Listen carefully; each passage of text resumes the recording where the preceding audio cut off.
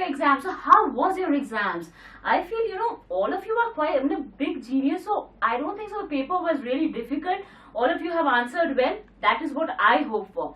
So do not stress out, you have other exams coming up. So before you prepare for the other exams, just let's see what kind of a paper you had today.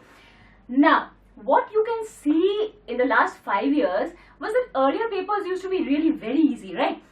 From the last year, or you can say from 2014, papers have become bit average. They are not very easy but average. Now, why do you think this transition has happened? This year in the question paper, if you see, there has been more questions where the questions demand understanding type of questions. They are not just remembering, they are not mugging up type of questions. These are questions where you have to use your logical perception. So what you can understand is difficulty of the paper has been, it has increased. Why? Because the typology of the question has in itself changed. Now, as I have already told you, whenever I am talking about SST, I am talking about 4 subjects. So let's see the subject-wise breakup of the SST paper this year. First of all, let's move to history. Now, what a remarkable coincidence. Why? Because I hope so you remember in the previous video I told you, please study chapter number 3, that is Nationalism in India.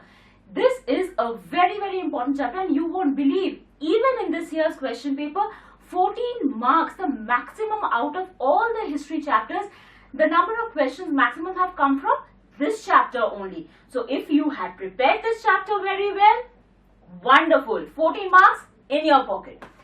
Okay, next what we move to is, we move to geography. Now in geography there has been a slight change. Why? Because in the 2015 paper, if you see, there has been more questions from the minerals chapter. Alright, but this year CBSE has, played some clever tricks. How? They have put more questions from the chapter on manufacturing industries, whether it is in 1 marker or 3 marker, 5 marker questions. I was really amazed to see so many questions have come from this chapter. So you're done with history, you're done with geography. Let's move to economics. Oh, economics again, the same trick played by CBSE. What have they done now? They have asked more questions from money and credit chapter. If you have solved the 2015 question paper, I feel you have noticed that maximum questions were from the chapter of globalization. This year, the questions are more from money and credit. I had told you, right? Money and credit, do not give it a miss. Do study it. So if you have done, wonderful. Next we come to civics. Now in civics, what has happened? I had told you, I think so in the video I had already told you, please study Bolivia and Nepal. Now this year also that chapter, popular struggles, extremely, I don't know how many questions have come. Oh my god, almost 10 questions have come up from that chapter. So amazing. See, whatever I predicted, they have come, right? So if you have answered well, you will score well.